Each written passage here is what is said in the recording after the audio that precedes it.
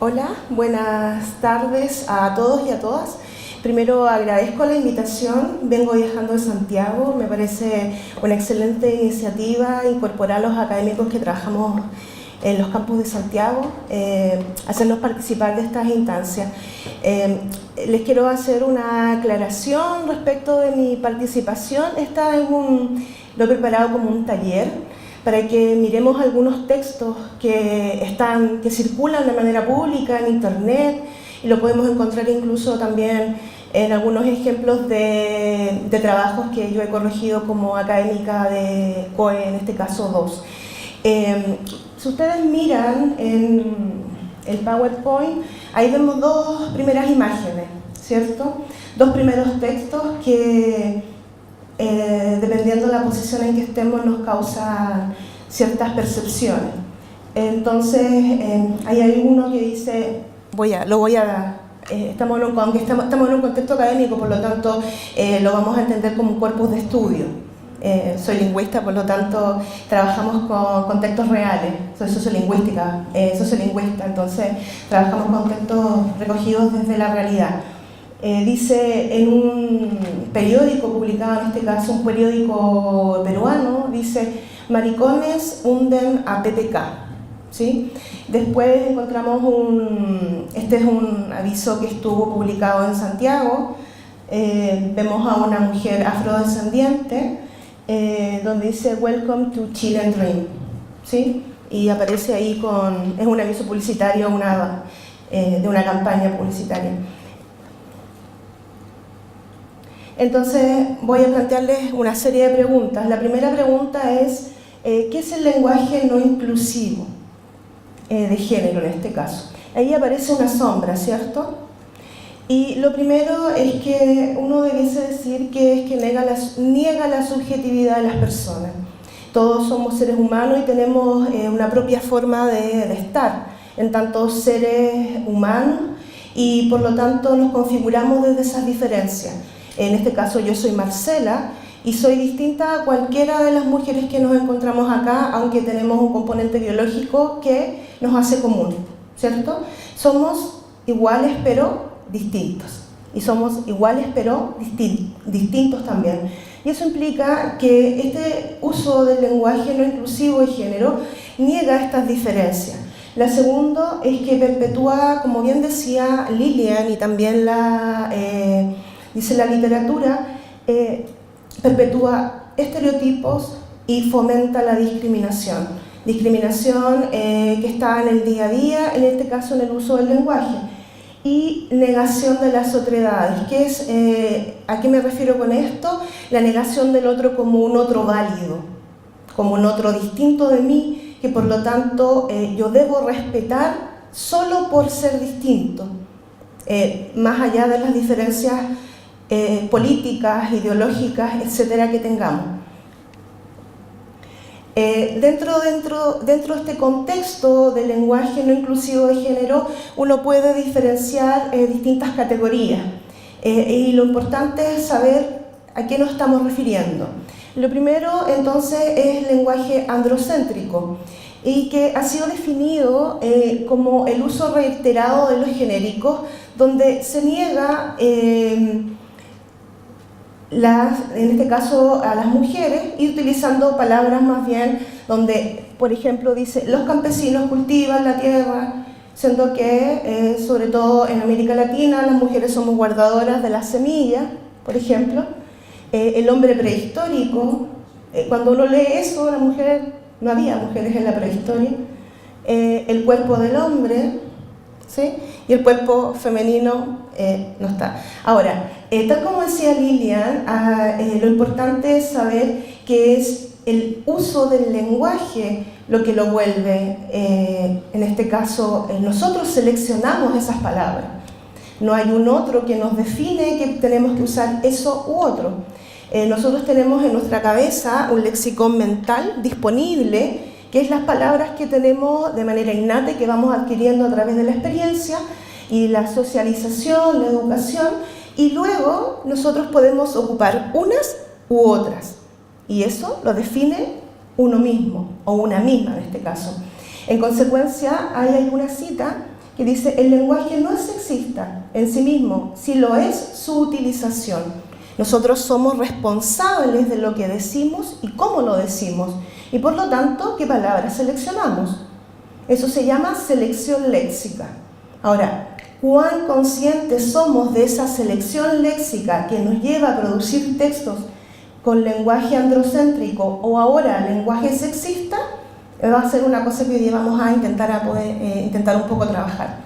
¿Qué es un lenguaje sexista? No es lo mismo el lenguaje androcéntrico que el lenguaje sexista.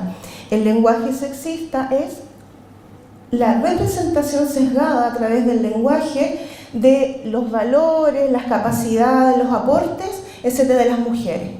Y lo que ustedes ven allá, ¿sí? que bueno, no merece comentario, es martes de maracas negras. Es una publicidad de un bar que estaba en Santiago, que fue publicado en este caso en el diario The Clinic. Fue muy bullado esta publicidad porque estaba en las cartas de consumo. Y bueno, me tocó verlo en forma, vivirla y que se pedía este trago. Ahora, lo importante es que este tipo de uso del lenguaje, si bien en este caso estamos viendo un aviso publicitario, se puede decir lo mismo de otras formas, sin caer en estos tipos de utilización ofensivo, discriminatorio y los adjetivos que en este caso como mujeres nos podemos sentir menospreciadas. Y hay una tercera categoría que tiene que ver con el lenguaje de odio, que es también llamado en inglés hate speech, que es cualquier forma de expresión que discrimine o que fomente las odiosidades basado en la intolerancia. En este caso estamos hablando de un lenguaje, como estamos particularmente en temas de género, ¿sí? Estamos hablando de lenguaje homofóbico, transfóbico, ¿sí? Pero también en esta categoría caen también expresiones racistas, etc. Ha sido fuertemente las Naciones Unidas ha hecho un llamado, particularmente en las campañas políticas, a la revisión de los discursos que fomenten el odio. Porque recuerden que ha habido dentro de nuestra historia grandes fenómenos políticos y fenómenos de guerra, producto y fomento de estos lenguajes de odio. Bueno, ahí, perdón, la imagen que ustedes ven en la anterior, ¿la pueden devolver? Fue un cartel que estuvo en uno de los baños de una universidad, que claramente dice ahí, este baño es de hombres, maricón, etc. Se produjo una investigación al interior de la universidad, y esta expresión sin duda no solo fomenta el odio, sino que maltrata, discrimina, etc. Y no solo probablemente a las personas a las que va apuntando, sino que a todos aquellos que creemos en los derechos humanos. Y dentro de nuestra práctica discursiva y en nuestra práctica como en este caso seres humanos o sujetas, tratamos de tener una convivencia respetuosa. Ahora sí. Entonces ahora vamos a practicar. A ustedes les entregaron una hojita, ¿cierto? Y les voy a pedir que observemos esta imagen y que indiquemos cuál de los tipos de lenguajes antes comentados ustedes creen que corresponde. Ahí ustedes vemos esta es una publicidad de Macay, de las galletas Tritón, ¿Quién no ha comido galleta Tritón? Parte de nuestra cultura. Dice, sube tu foto, video con el hashtag media tentación y gana. ¿Sí? Eso es... ¿Qué quiere comentar? Primero, ¿qué representación mental les aparece cuando ven esa imagen? Bueno, hay que fijarse súper bien en la fotografía. Hay unas piernas de mujer, tienen tacos, ¿sí? Prototipo, o sea, nuevamente estereotipo. Mujeres usamos tacos altos, ¿sí? Yo no uso tacos altos. No uso porque hago clase, de consecuencia me canso y no me define respecto de una cosa a otra. Entonces, y ahí unas piernas además estilizadas y mirando con un, ¿sí? Específicamente cuando viene llegando el metro. Primero, muy bien, felicitar a los varones que están presentes, porque este tipo de conversaciones no son necesarias solo para las mujeres. En estos espacios es importante la participación de todas y todos. Así que los felicito por estar aquí presentes. Gracias. Con la foto, como que me imagino acoso en el metro. Y es bastante sexista, aparte de la foto. Porque con ese hashtag, como que está diciendo que se empiecen a sacar fotos a mujeres en este contexto. Y bueno, se sabe que en el metro se acosan muchas mujeres y todo eso. Y convengamos que público objetivo de la publicidad, súper bien. Entonces, este texto que va acompañado en este caso de imagen, ¿cierto? Y que se vuelve en una imagen publicitaria, es absolutamente sexista, lenguaje sexista. La que viene, ¿sí? Dice, les voy a pedir que lean el titular. Este es el titular, dice, hizo anticucho con la polola, ¿sí? Quiero hacer una precisión. Todos los documentos, las fotos, etcétera, que están en este PowerPoint son recientes. No estamos hablando de textos que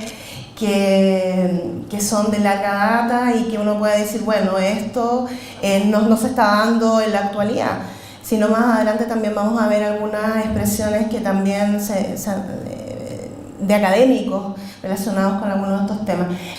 Cuando uno ve estas prácticas discursivas, yo estoy trabajando en este minuto más bien desde la pragmática, que es que el lenguaje no es inocuo.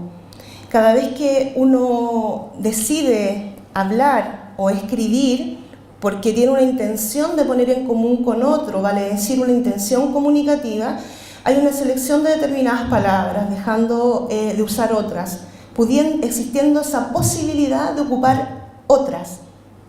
Y eso implica entonces que cada vez que nosotros decimos algo, estamos haciendo algo, creando un efecto positivo, negativo y, ojo, jamás neutro, porque quien lo recibe, nosotros no podemos controlar esa recepción. En tanto, ser distinto, un otro, subjetivo. En consecuencia, esto, lo que hemos visto hasta ahora, son prácticas discursivas recurrentes, en este caso en la publicidad y en los medios de comunicación, y que se vuelven reproductores de discursos androcéntricos, discursos sexistas, discursos, lenguajes de odio. Y bueno, después vamos a seguir avanzando a qué sucede en nuestras aulas. Entonces, sigamos a lo siguiente.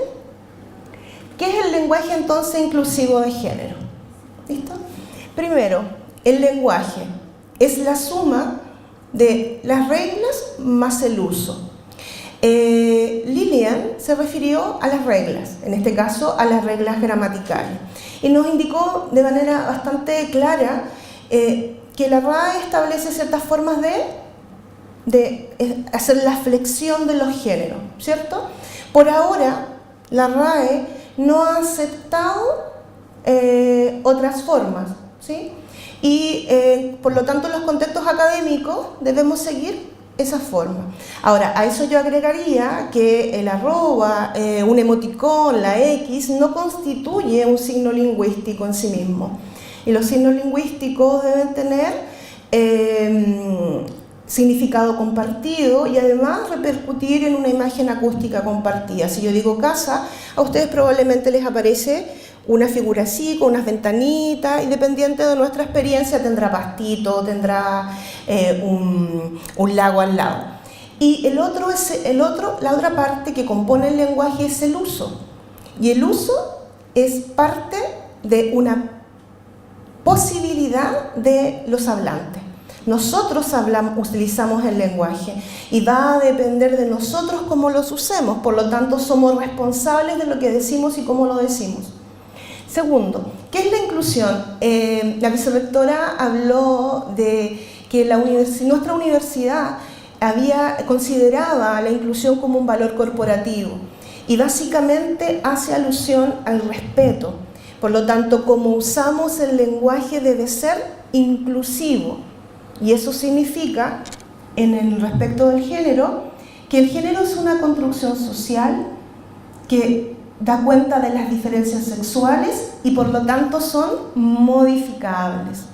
En consecuencia, los hablantes son los que promovemos estos cambios. Por ahora, la institucionalidad, ¿cierto?, que en este caso es la RAE, no ha dado la venia para otras formas flexivas del masculino y femenino, ¿cierto? Y en los contextos académicos se nos pide utilizar un lenguaje formal, etc. Sin embargo, también en nuestras prácticas discursivas informales debemos ser respetuosos y entender que hay distintos a nosotros.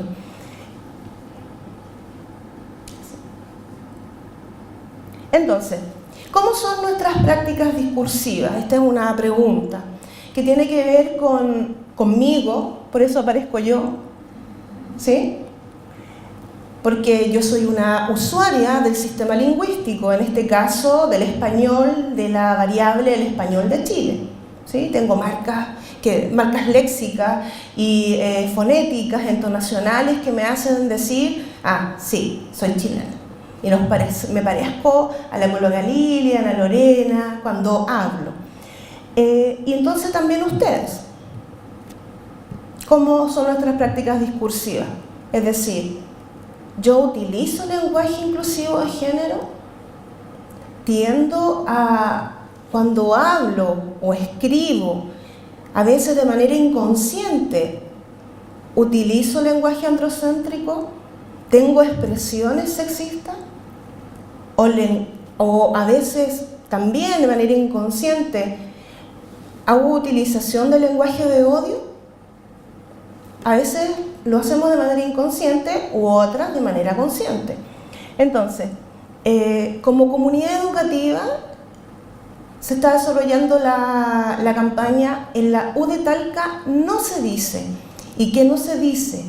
Primero, lenguaje androcéntrico. Intentar ampliarnos, ¿cierto? Lo segundo, lenguaje sexista, ¿sí? Las mujeres son tanto, los hombres son tanto. Y tercero, lenguaje de odio.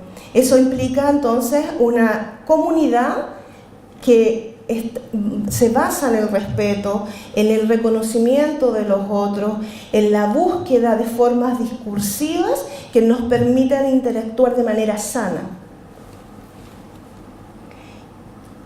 Yo aquí he utilizado, lo rastreé. Primero acá, lo que ustedes ven, no pertenece a la Universidad Talca, corresponde a una expresión de un académico de otra universidad, muy bullado, está publicado en las redes sociales, este caso, donde él dice, un académico de Derecho, dice: si a alguien no le gusta la palabra marica, sustituya por la que prefiera. Yo uso alguna distinta de homosexual. Yo uso alguna distinta de homosexual porque muchos homosexuales, quizás la mayoría, llevan su problema con dignidad y no salen del closet. Esto lo dijo en clases.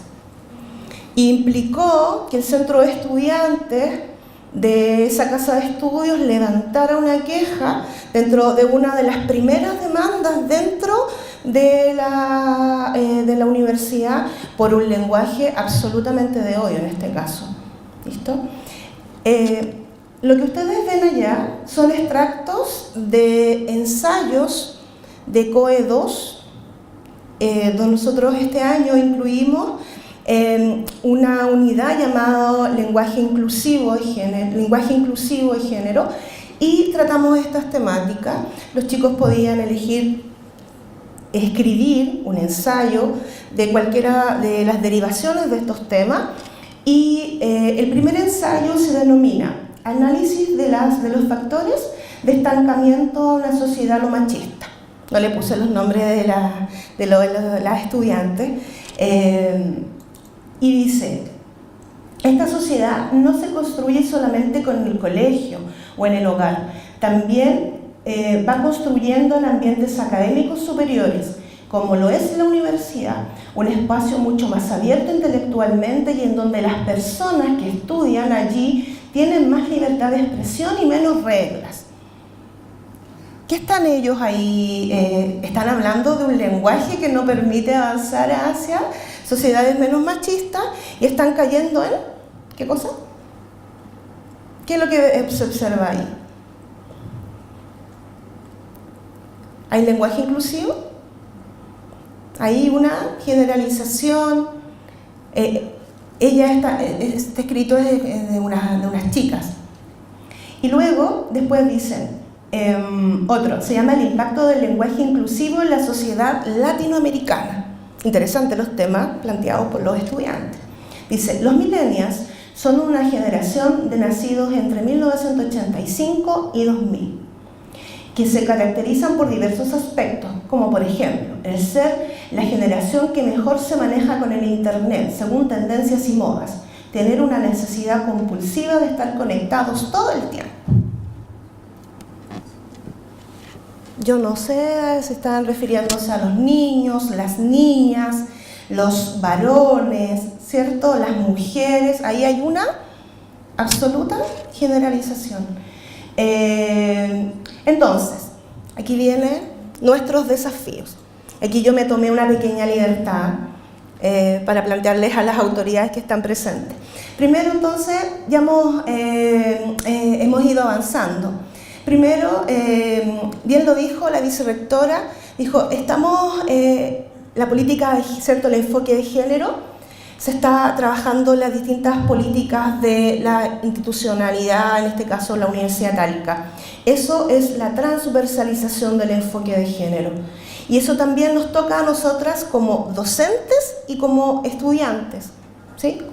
Como profesores, profesoras, académicos, académicas. Es decir, en nuestra práctica discursiva, como también en nuestra práctica de relaciones comunicacionales o interpersonales a diario, que es el tema del que estamos tratando hoy día.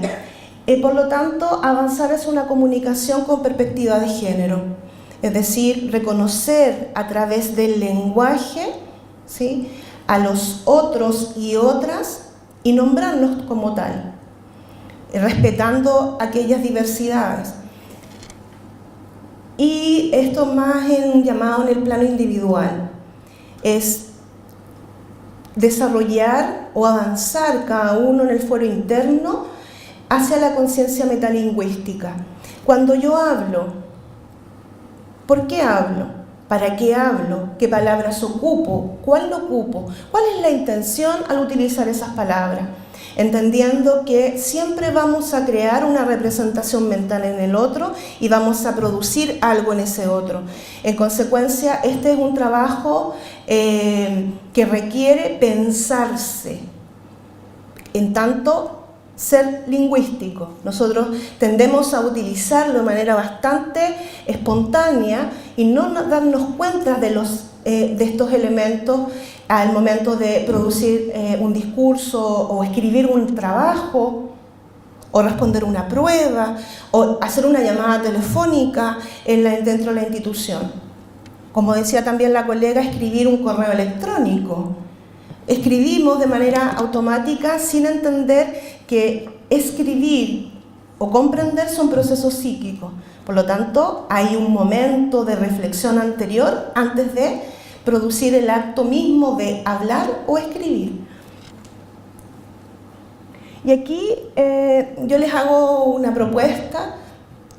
Como lo dijo Lorena, estoy terminando mis estudios de doctorado, en este caso de educación, convención de educación intercultural. Por lo tanto, yo lo siento avanzar como estudiantes, académicos, académicas, parte de la comunidad educativa de la Universidad de Talca, a aulas universitarias interculturales, donde el espacio educativo se desarrolle y se potencie el lenguaje inclusivo. Porque algunos autores señalan que la pedagogía del encuentro intercultural se da primero con el cambio de las prácticas lingüísticas, y la interculturalidad, la base es el diálogo. Y ya estamos avanzando hacia allá. Y la interculturalidad reconoce al otro como otro válido, y en ese intertanto nos conocemos a través del diálogo, que es muy distinto de la multiculturalidad, que es cada uno en su espacio sin interconectarse. En consecuencia, para cerrar, yo lo siento a pensarse en términos de seres lingüísticos, para evitar en las prácticas discursivas dentro de nuestra comunidad educativa lenguajes de odio, lenguajes sexistas y lenguajes androcéntricos. Muchas gracias.